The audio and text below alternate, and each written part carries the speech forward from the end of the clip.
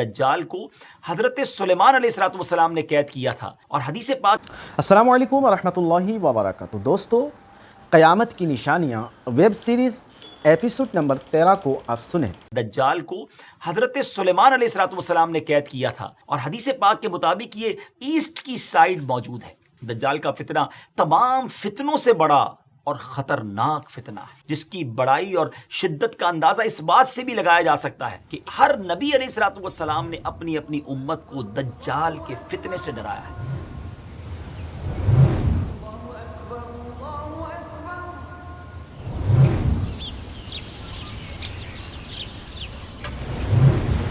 السلام علیکم ورحمۃ اللہ وبرکاتہ۔ میرا نام عبدالحبیب اتاری ہے، اور ایک بار پھر ویب سیریز قیامت کی نشانیاں لے کر حاضر ہیں۔ اور آج جو ٹاپک ہے وہ کہا جائے کہ سب سے زیادہ جو وانٹڈ ٹاپک تھا، جس کے لیے سب سے زیادہ ہمیں میسیجز ریسیو ہوئے کہ یہ بتائیے کہ دجال کے بارے میں قرآن و حدیث کیا کہتے ہیں، دجال قیامت سے پہلے کب آئے گا، وہ دکھتا کیسا ہوگا، اور اس کے معاملات کیا ہوں گے۔ تو آج وہی ٹاپک ہے جس کا کہا جائے کہ آپ کو انتظار ہے، اور واقعی بہت ساری مسکنسیپشنز ہیں، بہت ساری غلط فہمیاں ہیں دجال کے بارے میں۔ تو آج انشاءاللہ آپ کو قرآن و حدیث کی روشنی میں یہ بتائیں گے کہ قیامت کی ایک بہت بڑی نشانی وہ ہے دجال کا ظہور ہونا، دجال کا آنا۔ دجال کون ہے، دکھتا کیسا ہے کہاں، اور وہ آ کر کیا کچھ کرے گا۔ بہت کچھ آج آپ کو بتانا ہے۔ نہایت توجہ کے ساتھ ہمارے ساتھ رہیے گا، اور آپ ہماری اس ویڈیو کو شیئر بھی کیجیے گا ہمارے دعوت اسلامی یوٹیوب کے۔ اگر چینل کو ابھی تک سبسکرائب نہیں کیا تو اسے سبسکرائب بھی کر دیجیے۔ ناظرین، بات کو آگے لیے چلتے ہیں۔ یاد رہے کہ قیامت کی بڑی علامت میں سے دوسری علامت دجال کا نکلنا ہے۔ احادیث مبارکہ میں دجال کا ذکر بڑی وضاحت سے آیا ہے، اور کمال کی بات یہ ہے کہ ہر نبی علیہ السلام نے دجال کے فتنے سے اپنی امت کو ڈرایا ہے۔ سرکار دو عالم صلی اللہ تعالیٰ علیہ وسلم نے اس کی نشانیاں، اس کا حلیہ، اس کے آنے سے پہلے اور بعد کے جو حالات ہوں گے اس کو بھی بیان فرمایا ہے۔ انشاءاللہ بڑی دلچسپ آج کی ایپیسوڈ ہے، عبرت ناک بھی ہے اور اوتھنٹک معلومات بھی ہے۔ سب سے پہلے چلتے ہیں اللہ کے پیارے کلام قرآن مجید فرقان حمید میں۔ اللہ تبارک و تعالیٰ ارشاد فرماتا ہے، بسم اللہ الرحمن الرحیم، وَمِنْهُمْ مَنْ يَلْمِزُكَ فِي الصَّدَقَاتِ فَإِنْ أُعْطُوا مِنْهَا رَضُوا وَإِنْ لَمْ يُعْطَوْا مِنْهَا إِذَا هُمْ يَسْخَطُونَ۔ ترجمہ یعنی اور ان میں سے کوئی وہ ہے جو صدقات تقسیم کرنے میں تم پر اعتراض کرتا ہے، تو اگر انہیں ان صدقات میں سے کچھ دے دیا جائے تو راضی ہو جاتے ہیں، اور اگر انہیں ان میں سے کچھ نہ دیا جائے تو اس وقت ناراض ہو جاتے ہیں۔ ناظرین، یہ کس واقعے کی بات ہو رہی ہے؟ علماء کرام فرماتے ہیں کہ یہ آیت ذوالخویصرہ تمیمی کے بارے میں نازل ہوئی۔ اس شخص کا نام خرقوس بن زبیر ہے، اور یہ شخص خارجیوں کا بانی ہے۔ رسول کریم علیہ السلام مال غنیمت تقسیم فرما رہے تھے، تو ذوالخویصرہ نے کہا کہ یا رسول اللہ عدل کیجئے۔ حضور پرنور علیہ السلام نے فرمایا کہ تجھے خرابی ہو، میں عدل نہ کروں گا تو عدل کون کرے گا؟ حضرت عمر رضی اللہ تعالیٰ عنہ نے عرض کی، مجھے اجازت دیجئے کہ اس منافق کی گردن مار دوں۔ تو پیارے آقا علیہ السلام نے فرمایا کہ اسے چھوڑ دو، اس کے اور بھی ہمراہی ہے کہ تم ان کی نمازوں کے سامنے اپنی نمازوں کو، اور ان کے روزوں کے سامنے اپنے روزوں کو حقیر دیکھو گے۔ وہ قرآن پڑھیں گے اور ان کے گلوں سے نہ اترے گا، وہ دین سے ایسے نکل جائیں گے جیسے تیر شکار سے نکل جاتا ہے۔ پیارے ویورز، یہ اس گستاخ کی، اس بدبخت کی گستاخی ہی دراصل اس بدترین فتنے کا پیش خیمہ ثابت ہوئی جس نے بعد میں امت مسلمہ میں زبردست انتشار پیدا کر دیا۔ حضرت عثمان غنی رضی اللہ تعالیٰ عنہ اور مولا علی کرم اللہ تعالیٰ وجہ الکریم کے دور خلافت میں اسلامی ریاست کو چیلنج کرنے والے، یعنی اتھارٹی آف اسلامک ریاست کو چیلنج کرنے والے باغی گروہ در حقیقت اسی کے فالوورز تھے۔ جنگ صفین کے موقع پر جب حضرت علی رضی اللہ تعالیٰ عنہ نے خون خرابے سے بچنے کے لیے تحکیم یعنی ثالثی آربیٹریشن کے راستے کو اپنایا کہ چلیں کوئی بیچ میں فیصلہ کر لیا جائے، تو پہلے تو خوارج نے اس کی حمایت کی، مگر جب یہ فیصلہ کر لیا گیا تو یہ خوارج اس کو رد کرتے ہوئے مولا علی کرم اللہ تعالیٰ وجہ الکریم کے لشکر سے بھی نکل گئے۔ آپ کو معاذ اللہ ثم معاذ اللہ کافر کہنے لگے اور اپنا ایک باغی گروہ تیار کر کے جہاد کے نام پر حضرت علی رضی اللہ تعالیٰ عنہ اور امت مسلمہ کے خلاف لڑنے کے لیے کھڑے ہو گئے اور عراق کے ایک علاقے کو اپنا مرکز بنا لیا۔ نفرت کا یہ عالم تھا کہ انہوں نے حضرت علی رضی اللہ تعالیٰ عنہ کے شہر کو بھی چھوڑ دیا اور جنگلوں میں، صحراؤں میں، پہاڑوں میں گھات لگا کر بیٹھ گئے، جہاں وہ اپنے مخالفین کو پکڑ کر ظلم و ستم کا نشانہ بناتے اور انہیں قتل کر دیتے۔ ان کی سرکشی بڑی تو مولا علی کرم اللہ تعالیٰ وجہ الکریم نے صحابہ کرام کا لشکر لیا اور ان خوارج کے خلاف جنگ کی اور انہیں شکست دے دی۔ جب مولا علی کرم اللہ تعالیٰ وجہ الکریم کے لشکر نے خوارج کو ختم کر دیا تو آپ نے فرمایا اس نشانی والے آدمی کو بھی تلاش کرو۔ ایک نشانی بتائی آپ نے، لوگ ڈھونڈنے لگے مگر وہ نہ ملا۔ آپ نے پھر فرمایا اس کو پھر جا کر تلاش کرو، خدا کی قسم میں نے نہ جھوٹ بولا ہے نہ ہی مجھے جھوٹ بتایا گیا ہے۔ یہ بات انہوں نے 2 یا 3 مرتبہ کہی، حتیٰ کہ لوگوں نے ایک کھنڈر سے اس نشانی والے بندے کی لاش کو ڈھونڈ لیا۔ مولا علی کرم اللہ تعالیٰ وجہ الکریم کے سامنے رکھی گئی عجب نشانی تھی ناظرین، کہ جس کا ایک ہاتھ عورت کے پستان جیسا تھا۔ بہرحال امیر المومنین رضی اللہ تعالیٰ عنہ نے تکبیر کہی اور حمد الہی بجا لائے۔ کسی شخص نے کہا، آپ کے ساتھی نے کہا کہ حمد ہے اسے جس نے ان خوارج کی نجاست سے زمین کو پاک کیا۔ وہاں امیر المومنین نے ایک جملہ فرمایا، اور یہ پورا واقعہ سنانے کا جو مقصد ہے، ہو سکتا ہے ناظرین سوچ رہے ہو کہ بات دجال کی ہو رہی ہے اور یہ خوارج کا ذکر کیوں شروع ہو گیا۔ امیر المومنین رضی اللہ تعالیٰ عنہ نے فرمایا کہ کیا سمجھتے ہو یہ لوگ ختم ہو گئے؟ ہرگز نہیں، ان میں سے کچھ ماں کے پیٹ میں ہیں، کچھ باپ کی پیٹھ پہ ہیں، پھر جب ان میں سے ایک گروہ ہلاک ہوگا دوسرا سر اٹھائے گا، یہاں تک کہ ان کا آخری گروہ دجال کے ساتھ نکلے گا۔ ویورز، دجال ابھی آیا نہیں ہے اور کسی کو پتہ نہیں ہے کہ اس وقت وہ کہاں ہے، لیکن روئے زمین پر ایک صحابی ایسے گزرے ہیں جنہوں نے دجال کو دیکھا بھی ہے، اس سے ملاقات بھی کی ہے اور اس سے بات چیت بھی کی ہے۔ جی ہاں، اس ملاقات میں کیا کچھ ہوا، کیا دیکھا انہوں نے، کیا سنا، انشاءاللہ یہ پوری تفصیل آپ کو بتاتے ہیں۔ حدیث مبارک میں پیارے آقا علیہ الصلوۃ والسلام کی زبانی ہمیں یہ پورا واقعہ ملتا ہے۔ ایک مرتبہ پیارے آقا علیہ الصلوۃ والسلام نے اچانک سڈنلی اپنے صحابہ کرام کو جمع فرمایا اور خطبہ دینے کے لیے ممبر پر تشریف فرما ہو گئے۔ یہ وہ ٹائم تھا جس ٹائم پہ نارملی نبی پاک ایڈریس نہیں کیا کرتے تھے، خطبہ نہیں فرمایا کرتے تھے۔ صحابہ بھی حیران تھے کہ آج ایسا کیا ہو گیا ہے کہ پیارے آقا علیہ الصلوۃ والسلام اس وقت خطبہ ارشاد فرما رہے ہیں۔ تو نبی کریم علیہ الصلوۃ والسلام نے فرمایا کہ آج میرے پاس تمیم داری آئے اور انہوں نے ایک ایسی خبر سنائی ہے جس کی خوشی میں مجھے قیلولہ، یعنی پیارے آقا علیہ الصلوۃ والسلام دوپہر کو کچھ آرام فرمایا کرتے تھے، فرمایا وہ بھی میں نہیں کر سکا ہوں، اور میں نے چاہا کہ اس خبر میں تمہیں بھی شامل کر لوں۔ بات یہ ہے کہ تمیم داری نے مجھے بتایا کہ وہ 30 افراد تھے اور ایک شپ میں، ایک کشتی میں سفر کر رہے تھے کہ طوفان آ گیا اور وہ بھٹک گئے۔ تقریباً مہینہ بھر وہ سمندر میں گھومتے رہے اور ایک دن سورج غروب ہونے کے وقت ایک نامعلوم جزیرے پر، ایک نامعلوم آئلینڈ پر پہنچے۔ انہیں وہاں سیاہ رنگ کی مخلوق نظر آئی جس کے جسم پر بال بہت زیادہ تھے۔ انہوں نے اس سے پوچھا کہ تم کون ہو؟ اس نے کہا میں جاسوس ہوں۔ تو صحابہ نے کہا کہ ہمیں اپنے بارے میں کچھ بتاؤ۔ اس نے کہا کہ نہ میں تمہیں کچھ بتاؤں گا نہ تم سے کچھ سنوں گا، تم اس بت خانے میں جاؤ، وہاں ایک شخص تمہارا بڑی بے چینی سے ویٹ کر رہا ہے، انتظار کر رہا ہے، وہی تمہیں کچھ سنائے گا بھی بتائے گا بھی۔ پھر وہ سب اندر چلے گئے۔ وہاں ایک شخص سختی کے ساتھ زنجیروں میں جکڑا ہوا تھا۔ اس نے پوچھا کہ تم لوگ کون ہو اور کہاں سے آئے ہو؟ تو صحابہ کرام نے جواب دیا کہ شام سے آئے ہیں۔ اس نے پوچھا کہ عرب کا کیا حال ہے؟ اور ایک شخص وہاں پیدا ہونا تھا، اس کا کیا حال ہے؟ یعنی نبی پاک علیہ الصلوۃ والسلام کے بارے میں پوچھا۔ صحابہ کرام نے کہا کہ وہ اچھے حال میں ہیں اور ابتدا میں ان کی مخالفت ہوئی، مگر اب تو تمام عرب پر وہ غالب ہو گئے ہیں اور سارا عرب ایک دین، ایک خدا کو ماننے والا ہو گیا ہے۔ اس نے کہا اچھا زغر کے چشمے کا کیا حال ہے؟ انہوں نے جواب دیا کہ وہ بھی اچھی حالت میں ہے، لوگ اس سے پانی پیتے ہیں، اس سے کھیتی باڑی بھی کرتے ہیں۔ پھر اس نے پوچھا کہ عمان اور بیسان کی کھجوروں کا کیا حال ہے؟ انہوں نے کہا کہ اس میں ہر سال پھل آتے ہیں۔ یہ سن کر اس شخص نے 3 چیخیں ماری اور بولا کہ میں دجال ہوں۔ جی ہاں ناظرین، وہ دجال تھا۔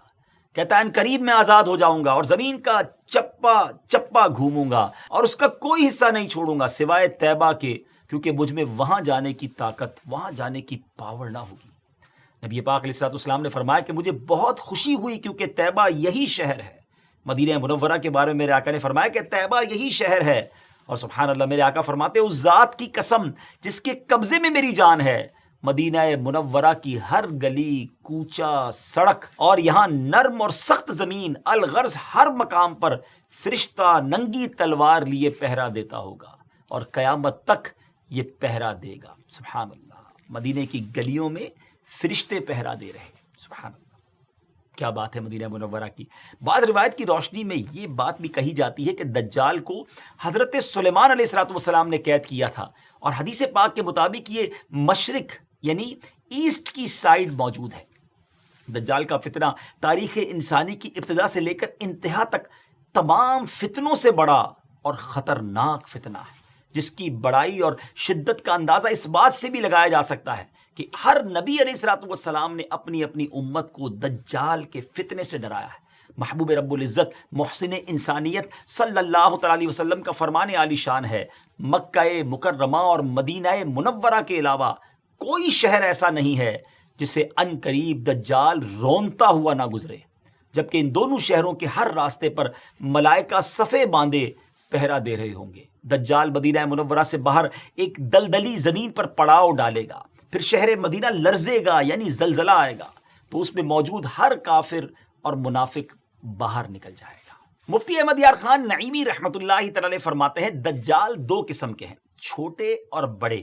چھوٹے دجال بہت ہوئے اور ہوں گے. ہر جھوٹا نبی، جھوٹا صوفی جو لوگوں کو گمراہ کرے وہ دجال ہیں. بڑا دجال صرف ایک ہے جو دعوی خدائی کرے گا. جی ہاں، بڑا دجال جو قیامت کے قریب آئے گا وہ خدا ہونے کا دعویٰ کرے گا، لیکن وہ یہ کام بالکل سٹارٹ میں نہیں کرے گا، بلکہ شروع میں خود کو مومن ظاہر کرے گا، لوگوں کو بھلائی کی طرف بلائے گا، پھر نبوت کا اور آخرکار خدا ہونے کا دعویٰ کرے گا. اب تک کی گفتگو سے دجال کا آنا تو ثابت ہو گیا کہ دجال کا آنا سچ ہے اور یہ ہو کر رہے گا، لیکن یہ دکھے گا کیسا، اپیرنس کیا ہوگی. مختلف احادیث میں دجال کا جو حلیہ بتایا گیا ہے وہ یہ ہے کہ دجال ایک جوان مرد ہوگا، لمبا قد ہوگا، جسم بہت موٹا ہوگا، ایک آنکھ سے کانا ہوگا اور ایک کانی آنکھ ایسی ہوگی جیسے پھولا ہوا انگور، اور جبکہ اس کی ایک آنکھ خون آلود ہوگی. اس کا سینہ چوڑا ہوگا اور ذرا سا اندر کی طرف دھسا ہوا ہوگا. دجال کی پیشانی چوڑی ہوگی اور دونوں آنکھوں کے درمیان کاف فا را یعنی کافر لکھا ہوگا، جسے ہر مسلمان پڑھ سکے گا چاہے اسے پڑھنا آتا ہو یا نہ آتا ہو. اور اس کے جسم پر بہت زیادہ بال ہوں گے اور اس کے بال گھنگریالے ہوں گے. اس کے دونوں کانوں یعنی ایئرز کے درمیان 40 ہاتھ کا فاصلہ ہوگا. اس کی دونوں پنڈلیوں کے درمیان فاصلہ ہوگا اور اس کے دونوں پاؤں کا اگلا حصہ ایک دوسرے سے قریب اور ڈٹو یعنی ٹخنوں کی طرف سے فاصلہ ہوگا، جس کی وجہ سے یہ بہت عجیب و غریب دکھے گا. جہاں نظر پڑے گی وہاں اس کا قدم پہنچے گا. اس کی سواری بہت زیادہ بالوں والا گدھا ہوگا، ڈونکی ہوگا. یہ تو تھا دجال کا حلیہ. دجال کے آنے سے پہلے کیا حالات ہوں گے، لوگ کس حالت میں ہوں گے، ان کے بارے میں بات کرتے ہیں. دجال کے نکلنے سے پہلے دنیا بہت بری حالت میں ہوگی، جیسا کہ احادیث مبارکہ کے مضامین سے پتہ چلتا ہے کہ اس کے نکلنے سے 3 سال پہلے سے اس دنیا میں خشک سالی پھیل جائے گی. خشک سالی کا گویا سال پھیل جائے گا. فرسٹ ایئر کیا ہوگا، آسمان سے 1/3 بارش ہوگی اور زمین کی 1/3 پیداوار روک لی جائے گی، یعنی اب صرف 66% گروتھ ہو رہی ہوگی زمین کے اندر. دوسرے سال آسمان سے 2/3 بارش روک لی جائے گی، یعنی 66% اپروکسیمیٹلی 2/3 بارش نہیں ہوگی اور پھر 2/3 زمین کی پیداوار بھی. اور جو 3rd ایئر ہوگا اس سال کوئی بارش نہیں ہوگی، زمین پر کوئی پیداوار نہیں ہوگی، حتیٰ کہ آسمان شیشے کی طرح ہو جائے گا اور زمین تانبے کی ہو جائے گی. اس خشک سالی کے سبب تمام چوپائے ہلاک ہو جائیں گے، فتنے اور قتل و غارت گری عام ہو جائے گی. آدمی ایک دوسرے کو قتل اور جلا وطن کر رہے ہوں گے. غذائی قحط یعنی ایک جس کو کہیں کہ فوڈ کا کرائسس پیدا ہو جائے گا. علمی اور روحانی قحط بھی ہوگا، یعنی فوڈ کرائسس کے ساتھ ساتھ غذائی قحط کے ساتھ ساتھ علمی اور روحانی قحط بھی برپا ہوگا. دین کے معاملے میں لوگوں میں کمزوری پیدا ہو چکی ہوگی، علماء اور دیندار لوگوں کی قلت ہوگی. تب دجال ایسٹ کی سائڈ سے، مشرق کی طرف سے ایک اصبہان یا خراسان نامی شہر سے نکلے گا اور زمین پر 40 دن رہے گا، جن میں سے ایک دن 1 سال کے برابر ہوگا اور ایک دن 1 ماہ کے برابر اور اگلا دن 1 ہفتے کے برابر، جبکہ باقی دن سال کے عام دنوں کی طرح ہوں گے. اس مدت میں دجال اپنے گدھے پر سوار ہو کر ساری دنیا کا چکر لگائے گا. گدھے کا جسم اتنا بڑا ہوگا کہ دونوں کانوں کے درمیان کا جو فاصلہ ہوگا وہ 40 ہاتھ کے برابر ہوگا، اور اس کے ڈونکی کی جو رفتار ہوگی وہ یہ عالم ہوگا کہ ایک قدم اٹھائے گا تو 1 مائل طے کر لے گا، اور روئے زمین کا کوئی میدان، صحرا اور پہاڑی علاقہ ایسا باقی نہیں بچے گا کہ جہاں وہ نہ جائے۔ البتہ مکہ مکرمہ اور مدینہ طیبہ پر فرشتوں کا پہرا ہونے کی وجہ سے ان میں داخل نہ ہو سکے گا، بلکہ مدینے کے باہر دلدلی زمین میں پڑاؤ کرے گا، اور مدینہ پاک میں زلزلے کے 3 جھٹکے آئیں گے جس کی وجہ سے ہر کافر اور منافق وہاں سے بھاگ نکلے گا اور دجال سے جا ملے گا۔ اس روز مدینہ پاک ہر منافق، فاسق، مرد و عورت سے خالص و پاک ہو جائے گا۔ اس لیے اس دن کا نام یوم الخلاص ہے۔ دجال طرح طرح کے شعبدوں یعنی ٹرکس کے ذریعے لوگوں کا ایمان برباد کرنے کی کوشش کرے گا۔ ناظرین ذرا سوچیں کتنا ڈیفیکلٹ ٹائم ہوگا۔ ایمان بچانا، اپنے آپ کی حفاظت کرنا، اپنے دین کی حفاظت کرنا، یہ کتنا مشکل ہوگا۔ حدیث پاک میں بہت باتیں ڈیٹیل سے بیان ہوئی ہیں ناظرین۔ حدیث پاک میں ہے کہ دجال کے ساتھ روٹیوں کے پہاڑ ہوں گے۔ دجال کے فالوورز کے علاوہ باقی لوگ سخت تکلیف میں ہوں گے۔ دجال کے ساتھ 2 گارڈن ہوں گے، 2 باغ ہوں گے، جن میں سے ایک کو وہ جنت کہتا ہوگا، دوسرے کو دوزخ کہے گا۔ جو اس کے خدا ہونے پر ایمان لائے گا اسے اپنی جنت میں ڈال دے گا، اور جو انکار کرے گا اسے جہنم میں داخل کرے گا۔ لیکن یاد رہے، جس کو وہ جنت کہتا ہوگا بیسیکلی وہی دوزخ ہے، اور جس کو وہ دوزخ کہتا ہوگا اور جو ایمان کی وجہ سے اس میں ڈالا جائے گا، اس کا انکار کی وجہ سے ڈالا جائے گا، تو وہ آگ میں نہیں بلکہ وہ واقعی جنت میں جا رہا ہوگا۔ اس کے لیے زمین کو لپیٹ دیا جائے گا، وہ 40 دن میں پوری دنیا کا چکر لگائے گا سوائے حرمین طیبین کے۔ زمین سے خزانے نکالے گا اور خزانے اس کے پیچھے چلیں گے۔ علم دین کی انتہائی کمی ہوگی۔ روئے زمین پر کوئی ایسا شخص باقی نہ ہوگا جو دجال سے ڈیبیٹ کر سکے، مناظرہ کر سکے۔ ایک ایسا نیک مومن ان کی طرف آئے گا جس سے دجال کے سپاہی کہیں گے کہ کیا تم ہمارے رب پر ایمان نہیں لاتے؟ وہ نیک مومن کہیں گے کہ میرے رب کی نشانیاں چھپی ہوئی نہیں ہیں۔ پھر وہ ان کو پکڑ کر دجال کے پاس لے جائیں گے۔ یہ دجال کو دیکھ کر فرمائیں گے، اے لوگوں، یہ وہی دجال ہے جس کا رسول کریم علیہ الصلوۃ والسلام نے ذکر فرمایا تھا۔ دجال کے حکم سے ان کو مارا جائے گا، زد و کوب کیا جائے گا۔ پھر دجال کہے گا کہ کیا تم میرے اوپر ایمان نہیں لاتے؟